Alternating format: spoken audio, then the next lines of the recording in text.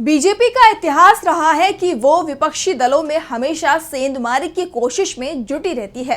सबसे पहले विपक्ष के ऐसे नेता को टारगेट किया जाता है जिसके पास जनाधार हो, जनता में लोकप्रिय हो, फिर उसकी घेराबंदी शुरू होती है और उसे बीजेपी में शामिल होने के लिए मजबूर कर दिया जाता है। वैसे बीजेपी की ये नीति सिर्फ अपने विरोधी दलों के लिए नहीं, बल्कि वो जरूरत पड़ने पर अपने सहयोगियों को भी नहीं छोड़ती है।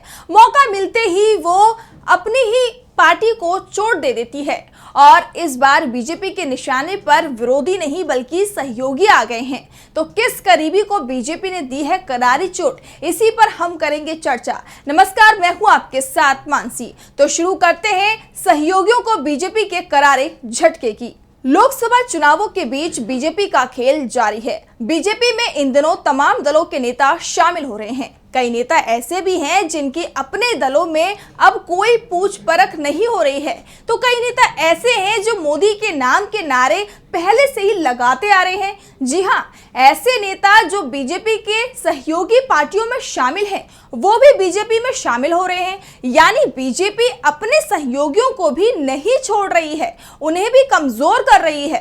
पाला बदलने के इस खेल में बीजेपी ने अब की बार चिराग पासवान को हैरान किया है। चिराग खुद को मोदी का भक्त बताते हैं, लेकिन मोदी की पार्टी ने चिराग को जोरदार झटका दे दिया है। लोक जनशक्ति पार्टी रामविलास के प्रदेश महासचिव राजीव कुमार ठाकुर तथा मुखिया श्रवण कुमार बीजेपी में शामिल हो गए। एलजेपीआर के प्रदेश महासचिव का बीजेपी में शामिल होने का फैसला बेहद ही चौंकाने वाला था। वैसे ठाकुर ने दावा किया था कि वो जहां पहले थे, यानी कि एलजेपीआर, वहां भी उन्हें कोई समस्या नहीं थी। समस्या सिर्फ इतनी थी कि वो गलत दल में चले गए थे। ठाकुर ने एलजेपीआर में जाने को अपनी बड़ी गलती माना, लेकिन अब वो बीजेपी में आ गए हैं। वैसे ठाकुर को तो कोई समस्या नहीं होनी चाहिए, समस्या तो चिराग पासवान के लिए है, क्योंकि पहले चाचा पशुपति पारस ने उन्हें धोखा दिया था, जिन पर चिराग को सबसे ज्यादा भरोसा था, और अब चिराग को झटका बीजेपी ने दिया है।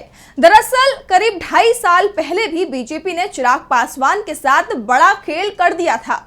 एलजेपी में बड़ी टूट हुई थी। चिराग पासवान के चाचा पशुपति पारस पार्टी के 6 में से 5 सांसदों को लेकर अलग हो गए थे, और सबसे बड़ी बात यह है कि बीजेपी ने पशुपति पारस का साथ दिया, उनके गुट को एनडीए में जगह दे दी, जबकि खुद को मोदी भक्त बताने वाले चिराग पासवान को एनडीए से निकाल कर बाहर कर दिया था। पशुपति पारस को मोदी सरकार में मंत्री पद भी मिल गया, तो चिराग पासवान से दिल्ली में मिला घर भी खाली करा लिया गया। घर का सामान निकालकर सड़क पर फेंक दिया गया था, और जब चिराग पासवान को वो दिन याद दिलाए जाते हैं तो चिराग उसका जवाब नहीं दे पाते हैं। लेकिन एक बार फिर वो एनडीए में शामिल हो गए, लेकिन बीजेपी जैसे पहले थी वैसे ही आज भी है। पहले चाचा के जरिए चिराग को कमजोर बनाया, और अब तो वो सीधे एलजेपीआर के नेताओं को बीजेपी अपने दल में शामिल कर रही है। चिराग को कमजोर करने का एक फायदा तो बीजेपी को मिला 2019 के लोकसभा चुनाव में। एलजेपी के लिए 6 सीट छोड़नी पड़ी थी, जो इस बार घटकर 5 हो गई हैं।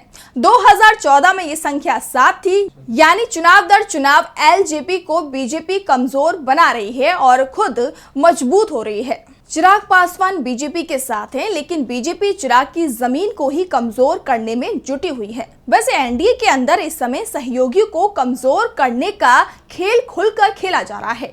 बीजेपी ने सिर्फ चिराग को ही कमजोर करने की रणनीति नहीं अपनाई है, बल्कि पशुपति पारस के साथ ही ऐसा ही खेल खेला गया है। पशुपति पारस 3 साल तक केंद्र में ही मंत्री रहे, लेकिन अचानक ही उन्हें एनडीए छोड़ने के लिए मजबूर कर दिया गया। अमित शाह से जब पशुपति पारस की पार्टी को लेकर सवाल किया गया तो उन्होंने साफ कह दिया कि हमारे पास उन्हें देने के लिए कुछ नहीं है, इसीलिए वो कहां जाते, ये फैसला वो खुद करें। यानी पहले पशुपति पारस का साथ देकर चिराग पासवान को कमजोर किया गया, और जब चुनाव के समय चिराग की जरूरत पड़ी तो चिराग को साथ लेकर पशुपति को पूरी तरह से किनारे कर दिया गया, और अब चिराग को भी कमजोर करने की कोशिश चल रही है। पार्टी के प्रदेश महासचिव राजीव कुमार ठाकुर के पाला बदलने पर अभी तक चिराग ने कोई रिएक्शन नहीं दिया है, लेकिन कहा जा रहा है कि उन्होंने बीजेपी तक अपनी नाराजगी को पहुंचा दिया है। साफ है, साथ साथ रहते हुए बीजेपी ने सहयोगियों को बड़ा नुकसान पहुंचाया है।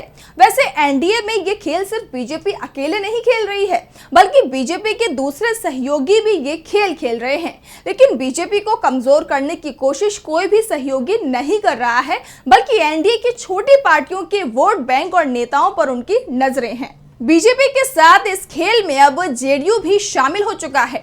बीजेपी ने चिराग की पार्टी के बड़े नेता को अपने पाले में किया, तो नीतीश कुमार ने कभी उनके करीबियों में शामिल किए जाने वाले उपेंद्र कुशवाहा को करारा झटका दिया है। बिहार में एनडीए की सीट बंटवारे में उपेंद्र कुशवाहा की पार्टी राष्ट्रीय लोक मोर्चा यानी आरएलपी को एक सीट मिली है।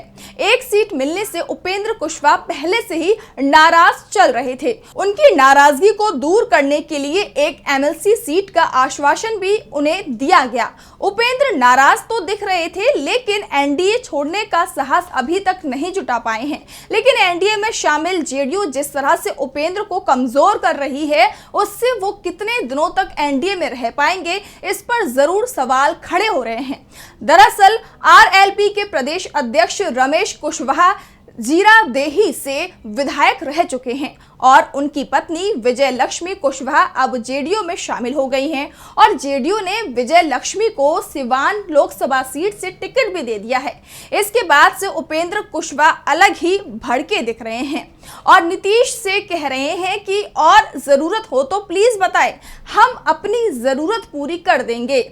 आपको बता दें कि अगर जेडीयू के पास अभी भी उम्मीदवार कमजोर हो या वो किसी कमजोर उम्मीदवार को हटाना चाहता हो तो बता दें, उपेंद्र कुशवाहा अपनी पार्टी के मजबूत नेता को जेडीयू में भेज देगा और वो जेडीयू को सीट भी जिताकर भेज देगा। उपेंद्र कुशवाहा का ये जेडीयू को प्रस्ताव नहीं है, बल्कि नीतीश कुमार पर करारा तंज है और ये बता रहा है कि बिहार एनडीए में चल क्या रहा है। एक सहयोगी दल दूसरे को कमजोर बना रहा है, आपस में ही लड़ाई चल रही है। बिहार में जिस तरह से बीजेपी अपने सहयोगियों को कमजोर कर रही है, उससे एक बात तो साफ है कि करीब 2.5 साल पहले बिहार में एक रैली में बीजेपी अध्यक्ष जेपी नड्डा ने मंच से जो ऐलान किया था, बीजेपी उसे सच बनाने की कोशिश कर रही है। नड्डा ने कहा था कि भविष्य में भारतीय जनता पार्टी बची रहेगी, जबकि जितने भी क्षेत्रीय दल हैं वो सभी समाप्त हो जाएंगे। यानी बिहार में बीजेपी के साथ जितने क्षेत्रीय दलों का गठबंधन है वो सभी समाप्त हो जाएंगे। जेपी नड्डा ने जो ऐलान किया था वो सच होता हुआ अब दिखाई दे रहा है, क्योंकि 2.5 साल में एलजेपी और जेडीयू दोनों ही कमजोर हो गए हैं और दावा किया जा रहा है कि आगे ये और भी ज्यादा कमजोर हो सकते हैं। अगर बीजेपी के साथ रहेंगे तो और भी कमजोर हो सकते हैं। तो आज की हमारी इस स्पेशल रिपोर्ट में इतना ही। कल फिर मुलाकात होगी एक नई स्पेशल रिपोर्ट के साथ। तब तक के लिए आप देखते रहिए डीबी लाइव। नमस्कार।